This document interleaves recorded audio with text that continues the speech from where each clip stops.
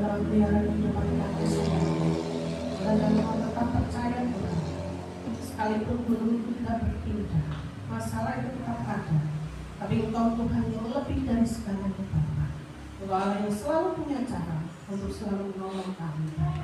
Terima kasih Yesus, terima kasih. Berdoa untuk setiap jemaat yang sudah datang saat pagi hari Tuhan. Kiranya Tuhan berada dalam atas hati mereka, menguasai, bahkan memberkati setiap jemaat Tuhan. Apapun kondisi kami saat ini Tuhan, kami mau katakan kami mau tetap setia kepada-Mu. Terima kasih Yesus, berkati kami Tuhan. Kami siap untuk mendengarkan firman-Mu. Berbicaralah melalui bibir hamba-Mu, supaya apapun yang keluar dari bibir hamba-Mu itu berasal dari Engkau. Terima kasih Yesus, dalam nama Tuhan Yesus, hamba sudah berdoa dan mengucap syukur. Haleluya. Amin. Silakan kembali Bapak Ibu Saudara. Shalom Saudara. Puji nama Tuhan. Saat pagi hari ini meskipun kondisinya mendung bahkan hujan beberapa hari ini, tetapi kita tetap percaya bahwa untuk datang kepada Tuhan itu bukan masalah kondisi kita itu seperti apa. Untuk datang kepada Tuhan itu bukan masalah hujan atau tidak, tetapi bagaimana kita memiliki kerinduan untuk mau datang kepada Tuhan. Karena justru kesetiaan itu teruji saat kondisi itu sedang tidak baik-baik saja. Saat kondisi kita itu mungkin tidak sehat, saat kondisi kita itu mungkin jauh dari apa yang mungkin kita harapkan, kita pikirkan, tapi justru itulah letak bagaimana kita mau melakukan firman itu. Untuk setia itu tidak gampang Bapak Ibu. Mungkin kalau kondisi kita baik-baik saja, keuangan kita baik-baik saja, kita akan dengan mudah untuk mengatakan aku mau setia kita. Tetapi justru dalam kondisi yang tidak baik-baik saja, dalam kondisi yang seperti mungkin dalam gua singa, dalam api perapian itu, Sadrak, Mesak dan Abednego, bahkan Daniel pun dalam kondisi yang membahayakan dirinya ketika dia berkata, aku mau tetap percaya Tuhan sekalipun Tuhan tidak menolong. Disitulah harusnya juga yang menjadi patokan dalam kehidupan kita. Harusnya menjadi tolak ukur kehidupan kekristenan kita. Bagaimanapun kondisinya Tuhan, apapun kondisinya Tuhan, aku tetap mau datang kepada Tuhan. Aku tetap mau memuji menyembah Engkau Tuhan.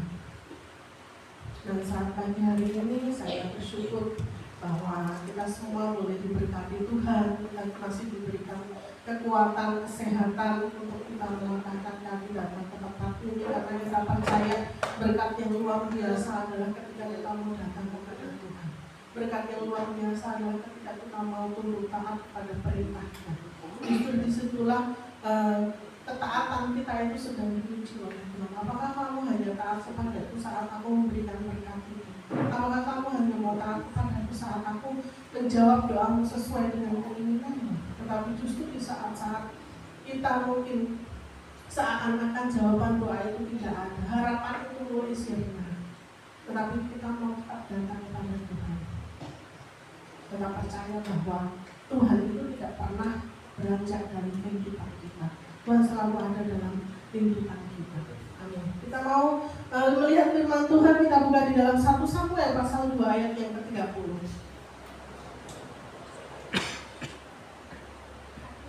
1 Samuel pasal yang kedua ayat 30.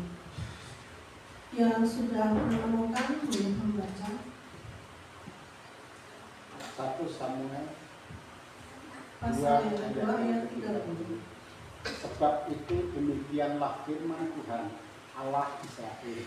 Sesungguhnya aku telah berjanji, keluargamu dan kaummu akan hidup di hadapanku selamanya. Tetapi sekarang demikianlah firman Tuhan, jauhlah hal itu daripadaku. Sebab siapa yang menghormati aku akan kuhormati, tetapi siapa yang menghina aku akan dipandang rendah. Amin. Firman Tuhan, puji nama Tuhan. Firman yang kita dengarkan menjadi berkat atas setiap hidup kita. Jadi tema firman Tuhan saat pagi hari ini saya beri tema menghormati Tuhan. Firman Tuhan di dalam 1 Samuel pasal 2 ayat 30 tadi jelas-jelas berkata pada bagian B bahwa siapa yang menghormati aku menghormati Tuhan akan dihormati oleh Tuhan. Tetapi siapa yang menghina aku, menghina Tuhan akan dipandang rendah.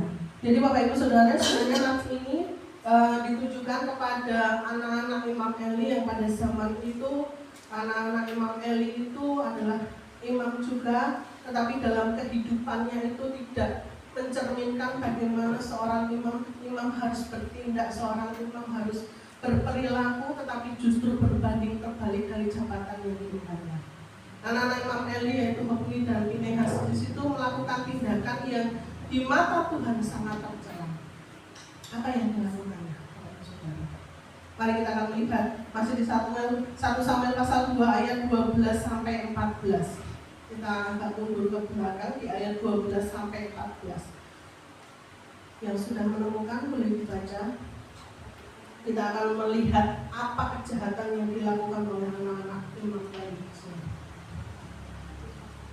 1 Samuel pasal yang kedua ayat 12 sampai 14. 1 Samuel 2 ayat 12 sampai 14. Adapun anak-anak lelaki Eli adalah orang-orang bersila. Mereka tidak meninggalkan Tuhan ataupun batasan para imam terhadap bangsa itu. Setiap kali seseorang mempersembahkan korban sembelihan, sementara daging itu dimasak, datanglah bujang imam membawa garpu bergigi 3 di tangannya dan dicucukkannya ke dalam bejana atau ke dalam kuali atau ke dalam belanga atau ke dalam periuk. Sebab segala yang ditarik dengan garpu itu ke atas diambil imam itu untuk dirinya sendiri. Demikianlah mereka memperlakukan semua orang Israel yang datang ke sana ke Silo. Langsung ayat 17.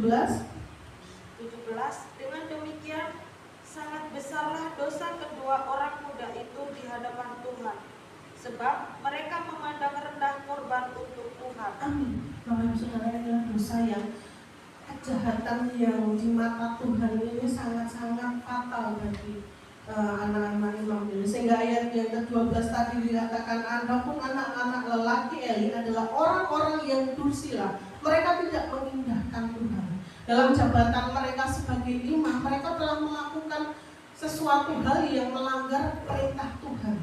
Yang seharusnya seorang imam itu hidupnya memang sudah menjadi pribadi yang sudah harusnya tertempa oleh firman Tuhan. Hidupnya harusnya sudah menjadi hidup yang taat akan firman Tuhan. Tapi hal ini berbanding terbalik dengan apa yang dilakukan oleh anak-anak Imam Eli. Pada zaman itu ketika ada umat Israel yang akan mempersembahkan korban persembahan yang seharusnya apa yang sudah menjadi bagian dari imam itu sudah ditentukan oleh Tuhan, jadi tidak sembarangan mereka bisa mengambilnya, dan ada sesuatu tata cara yang harus memang benar-benar dilakukan, tetapi semuanya itu dilanggar oleh anak-anak imam ini. Mereka dengan sengaja melakukan hal yang dilarang Tuhan.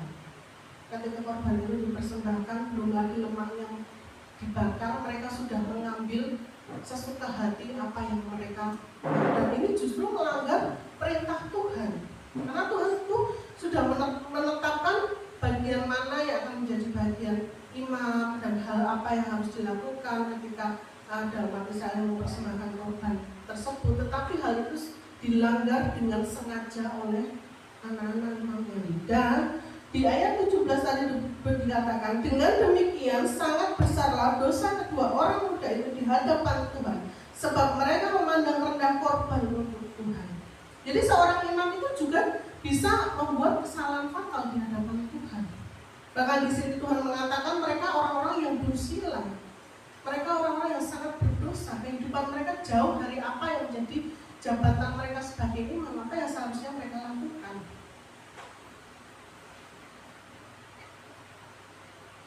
Jadi dosa itu, saudara semua katakan, itu tidak memandang siapa kita, apa jabatan kita. Entah itu kita adalah hamba Tuhan, entah kita itu adalah jemaat, entah itu kita adalah majelis sekalipun, pendeta sekalipun. Kalau kehidupan kita itu tidak mau taat kepada Tuhan, akan menjadi dosa dalam kehidupan kita. Kalau kita mengamati di sini tadi di ayat yang pertama kita baca ayat yang ke-30 tadi, apa sih kurangnya Tuhan? Tuhan itu sudah berjanji. Apa janji Tuhan tadi? Sesungguhnya aku telah berjanji keluargamu dan kamu akan hidup di hadapanku selamanya. Tetapi sekarang demikianlah firman Tuhan, jauhlah itu daripadaku. Sebab siapa yang menghormati aku akan menghormati, tapi siapa yang menghina aku akan dipandang rendah. Jadi perbuatan dosa itu sama halnya kalau kita tidak, sama halnya kita tidak menghormati Tuhan. Dan katanya seperti itu.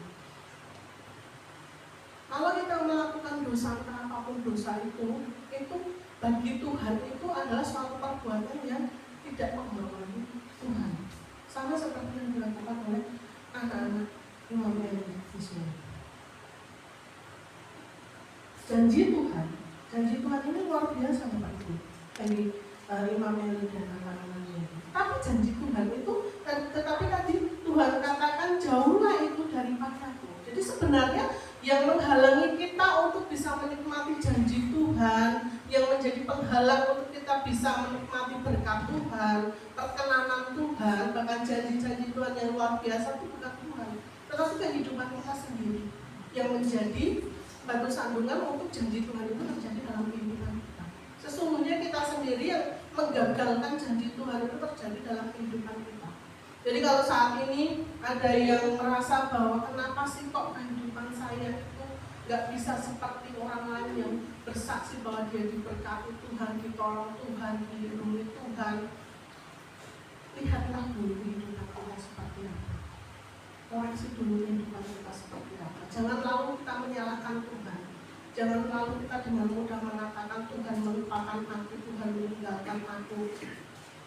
Bukan Tuhan yang salah, tetapi kita, kehidupan kita. Sekelas Imam Eli aja, sekelas anak-anaknya Imam Eli aja, Tuhan bisa lemparkan itu. Tuhan bisa batalkan janji itu. Karena kehidupan yang dipandang Tuhan. Karena kehidupan mereka yang dipandang tidak mengindahkan atau memandang rendah Tuhan. Kehidupan mereka yang tidak mau taat kepada aturan mainnya Tuhan. Kehidupan mereka yang tidak mau taat dengan apa perintah Tuhan. Jadi bagi Tuhan itu, Tuhan tidak menimbang-nimbang ini saya ini jemaat biasa, saya akan hukum. Tidak seperti itu, semuanya sama dengan Tuhan. Semuanya sejajar dengan Tuhan. Yang membedakan adalah ketika kita mau taat atau tidak terhadap apa yang sudah menjadi standar Tuhan. Dalam kehidupan kita, baik dalam bermasyarakat, dalam kehidupan sosial kita, dalam keluarga kita, maupun dalam kehidupan sebagai warga negara, tentunya kita ada sosok yang harus kita hormati. Sama seperti kemarin kita sudah melakukan resmi gereja ini, kita mengundang pejabat melalui satu karangannya. Tentunya apa yang kita lakukan untuk menyambut kedatangannya itu ya kita selalu memberikan yang terbaik. Kita sudah sambut hari depan, bahkan jauh-jauh hari kita sudah atur di mana posisi duduknya, apa yang akan kita sediakan, siapa yang nanti akan menyambut. Itu merupakan salah satu bentuk penghormatan kita kepada Tuhan kita. Kalau sama manusia saja kita bisa sebegitu yang hormat, apalagi kepada Tuhan, saudara. Seharusnya lebih dari itu. Karena Tuhanlah yang punya hidup kita. Karena Tuhanlah yang menciptakan pemimpin dunia yang kita hormati itu. Sesungguhnya penghormatan kita itu harus lebih lagi daripada penghormatan kita kepada manusia. Jadi saya sangat gimana ya Bapak Ibu, kadang saya terima WA dari jemaat, makanya saya bisa ke gereja, datang. Saya renungkan bahwa kalau kita memang niat mau cari Tuhan, sesungguhnya hal itu tidak akan pernah menghalangi kita untuk datang kepada Tuhan. Ada sekali banyak cara untuk kita bisa datang kepada Tuhan, dan Tuhan pasti akan perhitungkan itu. Tetapi kalau dengan alasan yang boleh dikatakan alasan yang sangat biasa dan seharusnya itu dapat kita atasi, tetapi malah membuat kita lebih mengorbankan untuk tidak datang kepada Tuhan,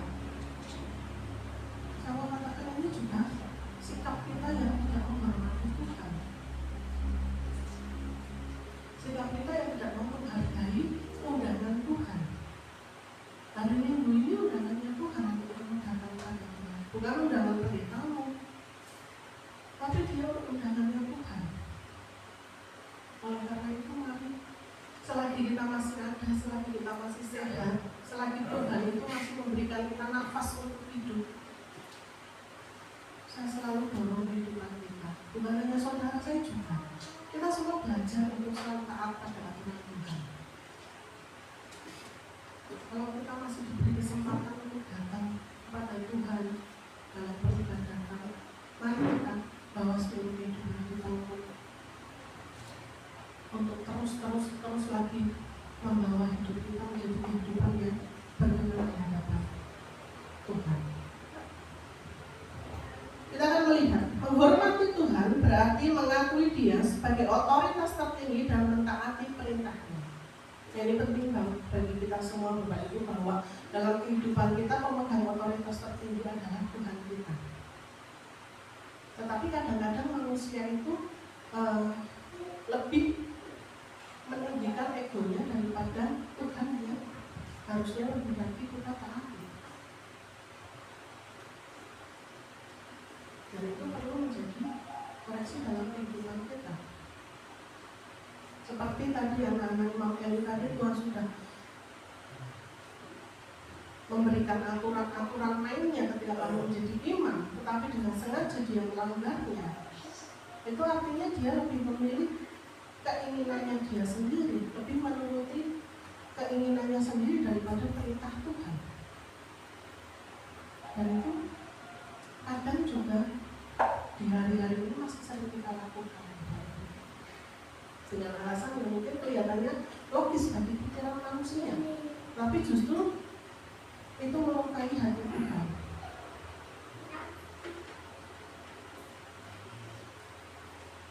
Menghormati Tuhan ditandai dengan sikap hati dan sikap hidup yang memuliakan Dia. Tuhan ingin menjadi Tuhan atas hidupmu, bukan hanya dengan kata-katamu, tetapi juga tindakanmu.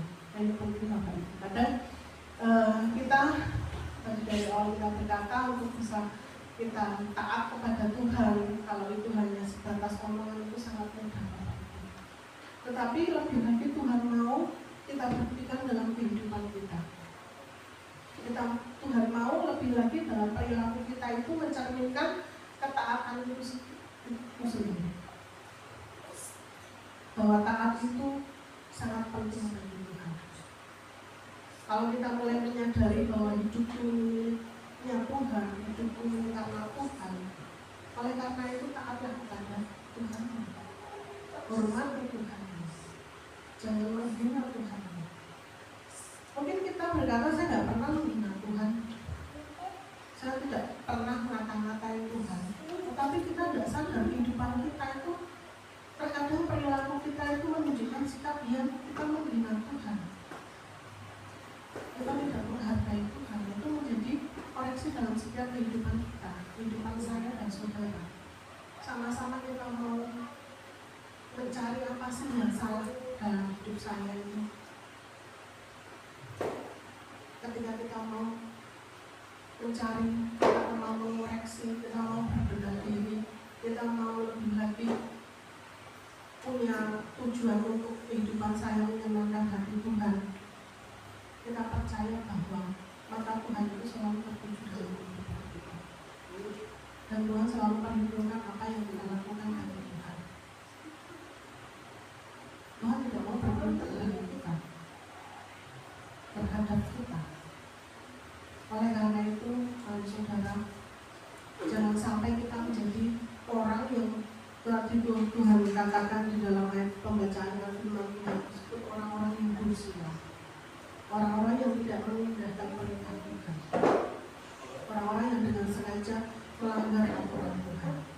Mari kita akan melihat ayat yang lain. Kita akan melihat apa akibatnya jika kita menghormati Tuhan dan tidak menghormati Tuhan. Kita membuka Alkitab kita di dalam Bilangan pasal 13 ayat 31 sampai 33. Bilangan pasal 13 ayat 31 sampai 33.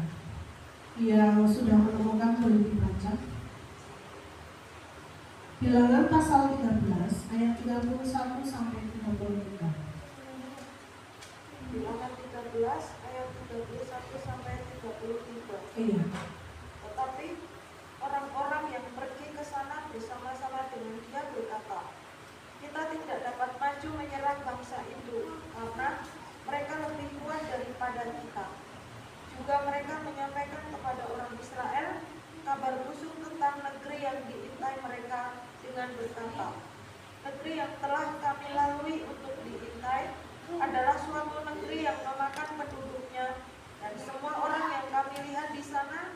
adalah orang-orang yang tinggi-tinggi perawakannya.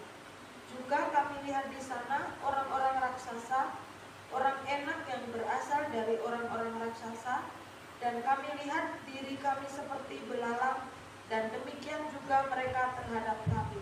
Amin, firman Tuhan. Jadi kalau kita melihat ayat pembacaan ini merupakan cerita tentang 12 pengintai yang diutus oleh Musa dan Harun untuk mengintai atau menyelidiki tanah Kanaan sebelum mereka masuk ke tanah Kanaan tersebut. Di situ ada 12 pengintai, tetapi di sini ada yang membedakan di antara mereka yang sudah diutus Musa untuk mengintai tanah Kanaan.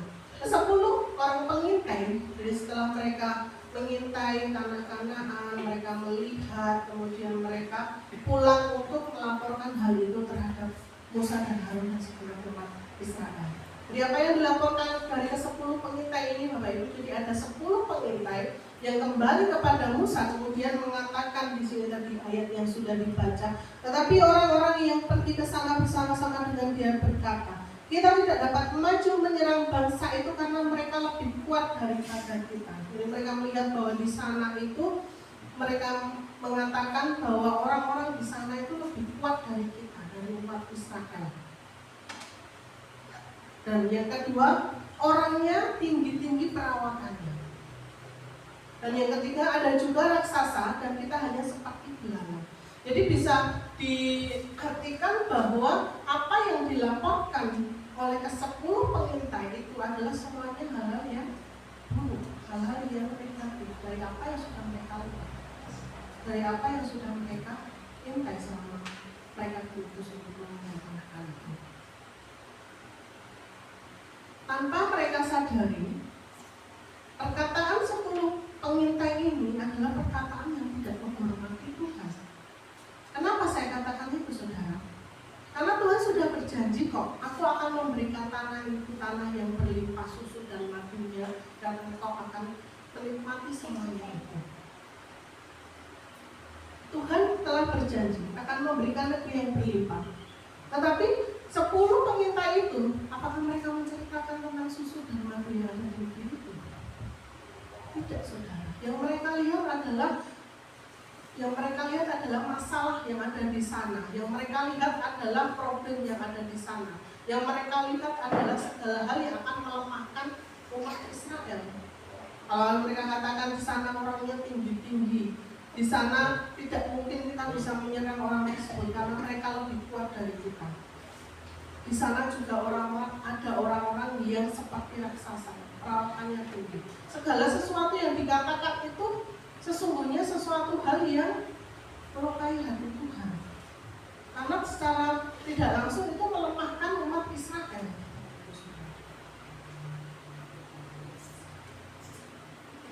Kita akan melihat setelah umat Israel mendengar perkataan dari 10 pengintai itu di Bilangan 14 ayat 1 sampai 4. Bilangan 14 ayat 1 sampai 4. Lalu segenap umat itu mengeluarkan suara nyaring dan bangsa itu menangis pada malam itu. Bersungut-sungutlah semua orang Israel kepada Musa dan Harun, dan segenap umat itu berkata kepada mereka, sekiranya kami mati di tanah Mesir atau di padang gurun. Ya, ini kadang-kadang perkataan ini juga sering kita ucapkan. Siapa yang di sini sering mudah sekali ngomong mati aku, mampus aku, cabut semuanya Bapak Ibu Saudara. Karena tanpa kita sadari kita menebar kutuk pada diri kita sendiri. Lanjutkan, ayat yang ketiga. Mengapakah Tuhan membawa kami ke negeri ini supaya kami tewas oleh pedang dan istri serta anak-anak kami menjadi tawanan? Bukankah lebih baik kami pulang ke Mesir? Nah, ini satu lagi reaksi umat Israel. Ini namanya curiga juga sama Tuhan. Tuhan kalau kesini buat saya mati kamu. Lebih baik saya balik lagi ke Mesir. Lanjutkan Bu Kristen ayat 4. Dan mereka berkata seorang kepada yang lain, baiklah, kita mengangkat seorang pemimpin lalu pulang ke Mesir. Ini yang terjadi kepada umat Israel setelah mendengar perkataan dari 10 pengintai. Kenapa kita sadari itu karena terjadi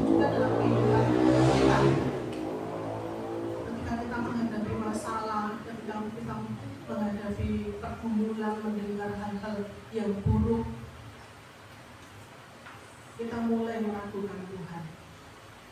Kita mulai seperti perkataan tadi. Mengapa Tuhan membawa kami ke negeri ini? Supaya kami tewas oleh pedang. Mulai mencurigai Tuhan, mulai menyalahkan Tuhan. Karena kita tahu yang nyuruh Musa untuk memimpin Israel keluar dari Mesir itu kan Tuhan. Yang menyuruh Musa untuk membawa umat Israel itu keluar dari perbudakan itu kan Tuhan. Tujuannya untuk apa? Tujuannya untuk apa? Untuk beribadah, untuk menyembah Tuhan. Karena selama di Mesir itu yang dilakukan Israel itu hanya bekerja, makan, tidur, makan, kerja lagi. Dan Tuhan melihat itu sesuatu hal yang salah. Kau harus keluar dari kehidupanmu yang seperti itu. Kau harus keluar dari apa yang sudah selama ini kamu lakukan. Karena itu membawa kau kepada kebinasaan. Keluar. Sehingga Tuhan menyuruh Musa untuk memimpin Israel keluar dari Mesir. Tapi ketika menghadapi hal ini, mendengar perkataan 10 pengintai, mereka malah ingin balik kepada kehidupan mereka yang lama. Pulang kampung mencari Mesir. Kita cari pemimpin, kita pulang ke Mesir. Kadang dalam kehidupan kita juga seperti itu. Kita nggak usah ibadah-ibadah, nggak usah konselan aja. Balik lagi aja seperti kehidupan kita yang dulu, kehidupan kita yang lalu.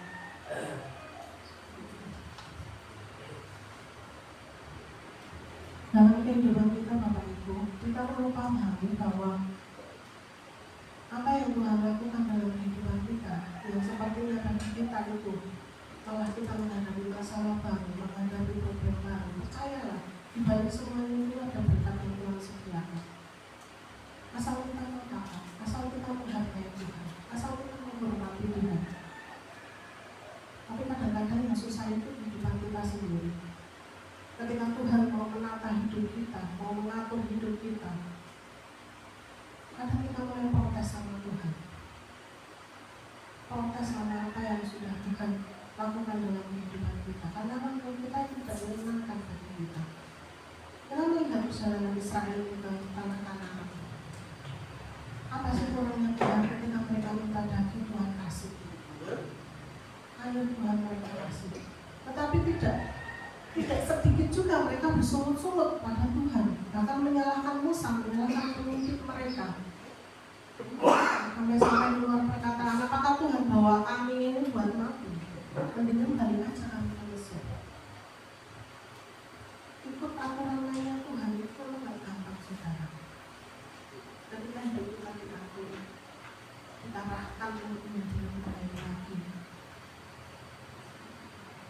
Kadang-kadang kita itu memberontak dari Tuhan, memberontak dari aturan Tuhan. Tetapi kita saat ini mau belajar untuk lebih lagi. Tuhan, aku mengakui Engkau sebagai otoritas tertinggi dalam kehidupan saya. Oleh karena itu saya taat pada perintah. Kalau aku mau cara berpikir, itu jauh lebih baik daripada mengubah keadaan. Contohnya gini saudara, kita banyak berdoa, mungkin dari 5 doa kita atau sekian puluh doa kita sudah merasakan Tuhan itu menjawab doa kita. Kita pastinya akan senang ketika doa kita dijawab oleh Tuhan. Tetapi ketika kita berdoa, satu doa kita yang Tuhan mungkin katakan tidak atau tunggu atau jangan dulu. Kalau kita tidak memiliki pandangan yang positif kepada Tuhan, kita akan menjadi kecewa.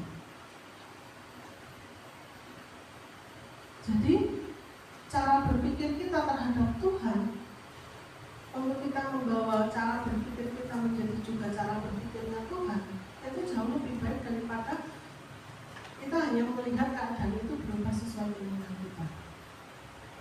Mau seperti pujian tadi mengatakan, walau bumi itu nggak beranjak, walau masalahku itu tetap ada, walau pergumulanku itu masih ada, aku mau tetap percaya. Sehingga itu tidak akan membuat kita beranjak dari Tuhan, tidak akan membuat kita meninggalkan Tuhan. Seperti bangsa Israel tadi, banyak pertolongan, banyak mujizat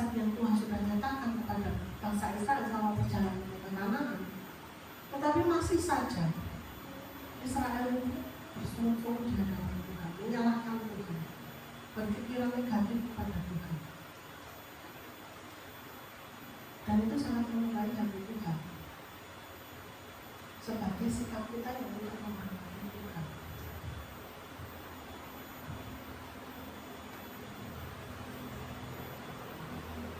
Oleh karena itu, mari saudara hormati Tuhan, taati Tuhan. Bagaimana caranya? Dengan melakukan perintahnya. Ini tidak segampang kalau kita mengatakan kita mengatakan itu gampang sekali untuk melakukannya. Perlu jujuran, air mata, perlu perbedaan hati, perlu penekanan benar-benar kita menekan kemudian daging kita untuk kemudian Tuhan saja yang terjadi dalam kehidupan kita. Tetapi kalau kita bisa melewati semuanya itu, kita akan menikmati janji Tuhan. Jangan seperti anak-anak umat ini yang awalnya Tuhan sudah janjikan berkat yang luar biasa, hal yang luar biasa, tapi semuanya itu menjadi batal karena kelakuan mereka sendiri, karena tindakan dosa yang mereka lakukan yang membatalkan janji Tuhan tersebut dalam kehidupan mereka. Kita akan melihat juga kadang-kadang dalam kehidupan kita itu sering melakukan hal-hal yang tidak menghormati Tuhan. Kita sering meninggalkan ibadah dan doa dengan alasan yang kelihatannya logis menurut kita, tetapi sesungguhnya kita sudah menyembah Tuhan.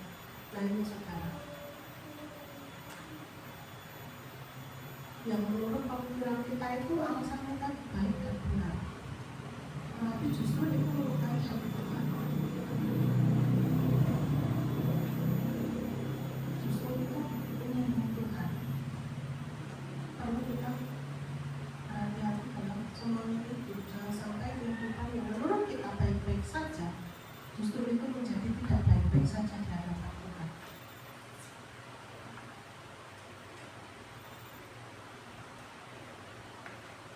Utamakan Tuhan. Mari kita bersama-sama belajar. Saya juga masih belajar. Setiap kita masih belajar, terus berproses, terus berusaha supaya kehidupan kita diperkenan Tuhan. Setiap kita pasti punya kekurangan, tapi kita juga punya kelebihan. Mereka sekalipun hamba Tuhan sekalipun punya kekurangan. Oleh karena itu mari kita sama-sama membawa kehidupan kita untuk terus dan terus lagi menjadi kehidupan yang diperkenan Tuhan. Kadang saya juga belajar dari jemaat bagaimana harus berlaku, bertindak seperti itu. Kita sama-sama belajar. Yang kedua, kita masih sering kompromi dengan dosa. Kita tahu bahwa kalau kita suka melakukan dosa itu artinya kita melakukan pertentangan dengan Tuhan. Karena dosa itu selalu bertentangan dengan perintah Tuhan. Selalu dosa yang menghalangi kita. Ya, kalau kita tidak bisa mengalahkan dosa itu, maka kita ya tetap kalahkan oleh dosa itu. Kita akan masuk lebih lagi. Yang tanpa kita sadari, kita sudah merendahkan Tuhan. Kehidupan kita terus, kehidupan kita yang terus melakukan dosa. Setiap kita untuk selalu kita titik fokus kita itu kepada Tuhan. Kalau kita mengaku bahwa Yesus, bahwa Tuhan, bahwa Allah itu adalah pemegang otoritas tertinggi dalam kehidupan kita, patuhlah terhadap perintah Tuhan. Taatlah pada apa yang sudah menjadi aturannya Tuhan. Kemudian yang ketiga, Bapak Ibu, kita mudah mengecewakan Tuhan dengan tidak menepati janji kita kepada Tuhan. Kadang kalau dalam kehidupan kita sering berjanji sama Tuhan dalam kehidupan. Ketika kita diberkati Tuhan, kita berjanji saya akan lebih lagi taat setia kepada Tuhan, saya akan lebih lagi rajin untuk ke gereja. Tetapi ketika kehidupan kita mengalami kelemahan, kita sedang dalam masalah, kita meninggalkan Tuhan. Jadi kalau kita sudah berjanji atau bernasar di hadapan Tuhan, seharusnya kita harus bisa mentaatinya. Tapi kadang-kadang dalam kehidupan manusia itu mudah melupakan janji kita kepada Tuhan, dan kita lebih memilih keinginan kita sendiri daripada apa yang sudah diucapkan di hadapan Tuhan.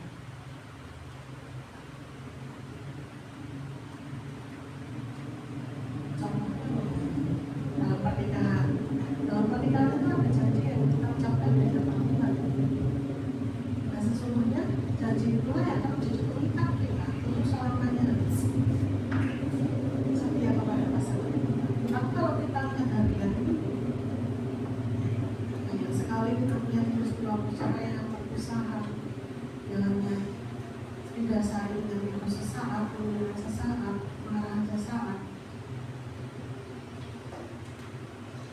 Dalam kehidupan manusia juga seperti itu. Percaya juga tidak sedikit terjadi dalam umat-umat Kristen. Karena mereka sudah tidak lagi memegang teguh janjinya kepada Tuhan. Dan itu menjadi koreksi dalam setiap kehidupan kita.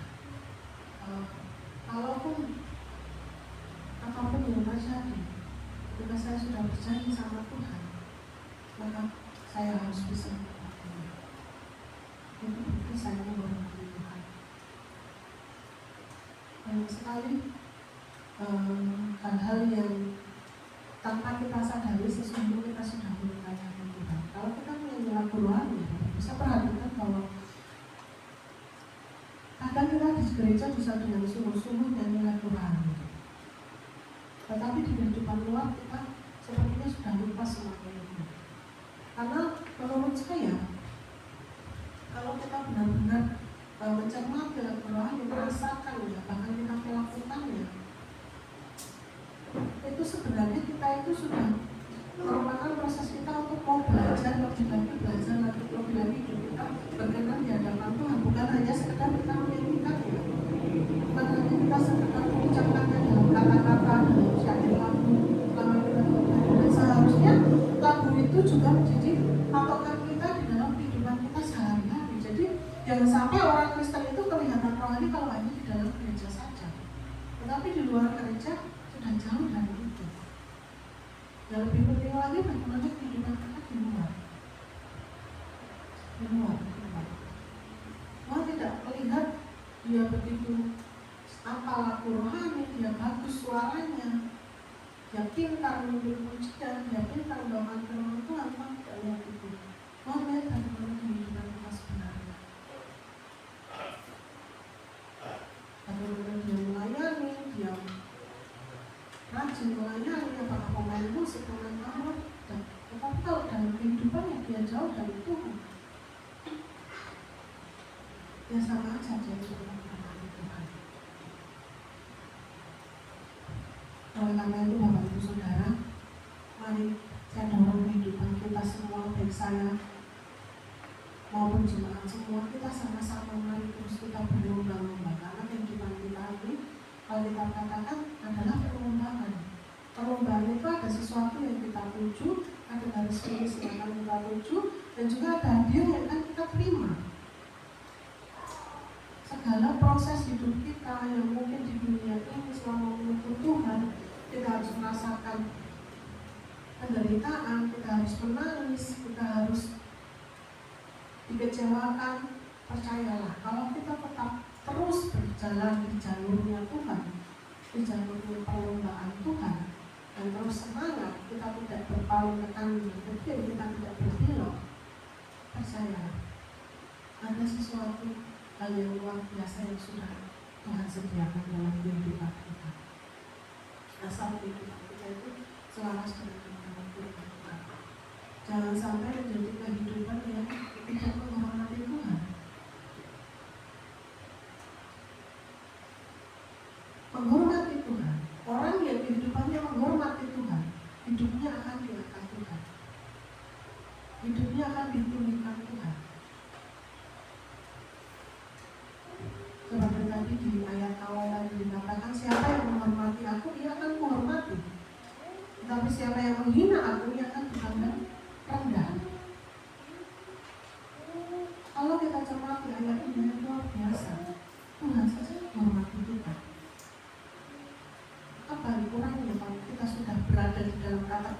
yang dihormati Tuhan. Ada jaminan di dalam Tuhan. Ada penyertaan Tuhan itu pasti. Ada perlindungan itu pasti. Tetapi sekalinya kita tidak menghormati Tuhan, sama seperti anak-anak yang menghormati, janjinya batal. Dan mereka harus mati. Anak-anak yang COVID-19. Nabi menubuatkan bahwa ia akan mati pada hari yang sama. Berarti kebalikan dari berkat yang sudah Tuhan siapkan, Tuhan janjikan, tetapi justru kematian yang mendekati. Sama seperti Imam Manuel juga tetapi karena Imam Manuel itu tidak memakai perannya sebagai ayah untuk bisa mendidik anak-anaknya dengan baik. Imam Manuel itu mati saat istrinya masih lanjut. Imam Manuel itu ya anak-anaknya itu juga mati. Ketika istrinya dikatakan oleh bangsa istri. Dan ini masalahnya Tuhan itu kalau dia sudah ngomong itu pasti akan terjadi. Jadi hati-hati dengan Tuhan. Jangan sampai kita gagal menerima janji Tuhan.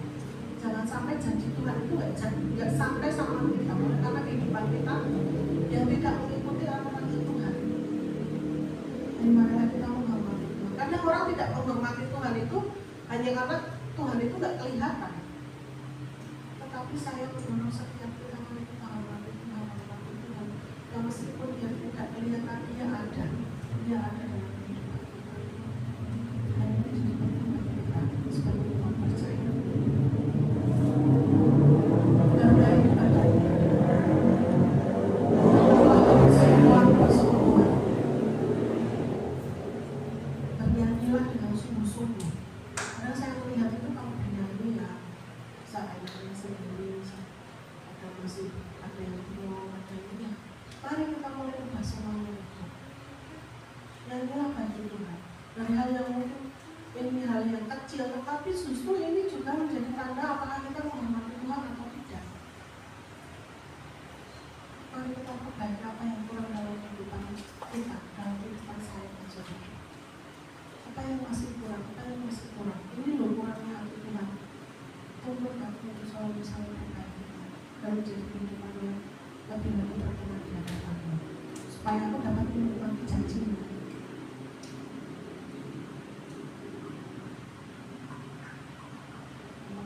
Namun aku mau menghormati Tuhan, aku mau taat dengan perintah-Mu. Saya firman Tuhan saat pagi hari ini yang membawa setiap kehidupan kita lebih lagi mau taat kepada Tuhan, mau membawa kehidupan kita lebih lagi untuk lebih menghormati Tuhan. Dia pemegang otoritas tertinggi dalam kehidupan kita. Mari kita bersatu dalam doa. Terima kasih Yesus, saat pagi hari ini Tuhan kami belajar firman-Mu Bapa, di mana Kau mengajar kami Tuhan, mengingatkan kami Tuhan untuk lebih lagi menghormati Engkau dalam kehidupan kami. Ampuni Tuhan segala dosa dan kesalahan kami Bapa. Jika dalam selama kehidupan kami sering mengecewakan Engkau Tuhan, kami sering tidak taat kepada Engkau Bapa, kami sering tidak menghormati Engkau lewat kehidupan kami Bapa. Biarlah kehidupan kami Tuhan lebih lagi dengan Kau bentuk, Engkau tuntun Tuhan sesuai dengan kebenaran Tuhan. Bapa-Mu telah berhenti berbicara, kami biarlah Roh Kudus-Mu Tuhan tetap berhadir di atas hati kami Tuhan, membawa hidup kami Tuhan dengan sepanjang nafas hidup kami Tuhan, untuk tetap setia kepada-Mu Bapa. Terima kasih Yesus, terima kasih. Di dalam nama Tuhan Yesus, kita sudah berdoa dan mengucap syukur. Haleluya. Amin.